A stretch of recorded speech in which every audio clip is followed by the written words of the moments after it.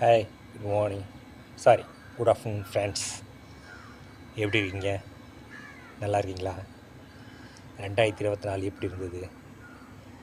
2025 நோயற்ற வாழ்வே குறையற்ற செல்வம்.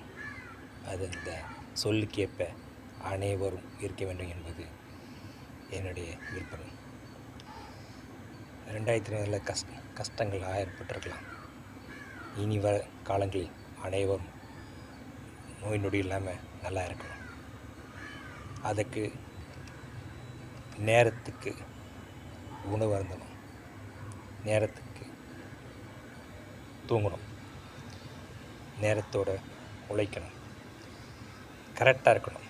எல்லாத்துலேயும் கரெக்டாக இருந்தால் நோய் வருது எல்லாம் இருக்காது.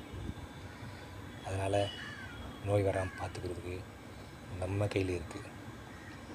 அதனால் இந்த வருஷம் எல்லோரும் ஜாலியாக ஹாப்பியாக என்ஜாய் பண்ணுங்கள். உங்களால் முடிஞ்ச வரைக்கும் பேருக்கு உதவி பண்ணுங்கள், அன்னதானம் பண்ணுங்கள். பேரண்ட்ஸ்க்கு முதுகெலும்பாக இருங்க. ஏன்னா தாயின் சேர்ந்த ஒரு கோயிலும் இல்லை என்பது அனைவரும் தெரிஞ்சது. ஆனால் அதை செயல்படுத்த வேண்டும்.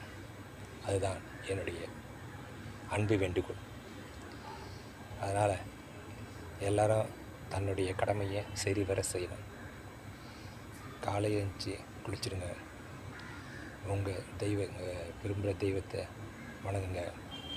முக்கியமாக தாயை வணங்கி அவளை பாதத்தை தொட்டு கும்பிடுங்க. அப்புறம் பாருங்கள், உங்களை லைஃப் ஏகப்பட்ட சேஞ்ச் ஆகும். ஏன்னா தாய்க்கு அப்புறம்தான் எல்லாமே. அன்னையும் பிதாவும் முன்னறி தெய்வம். அப்போ என்ன பண்ணோம்? அன்னையை வணங்கணும். வணங்கி செய்கிற காரியம் வெற்றி அடையும். அதனால் இன்று முதல் அதை மாற்றத்தை ஏற்படுத்துங்கள். Okay, good evening friends. எல்லோரும் ஜாலியாக ஹாப்பியாக சந்தோஷமாக இருங்க, லைஃப் என்ஜாய் பண்ணுங்கள். நம்மளால் உடஞ்ச உதவி பிறகு கண்டிப்பாக செய்யணும். ஏன்னா வாழ்கிறது ஒரு முறை தான், மறுபிறவி இல்லை.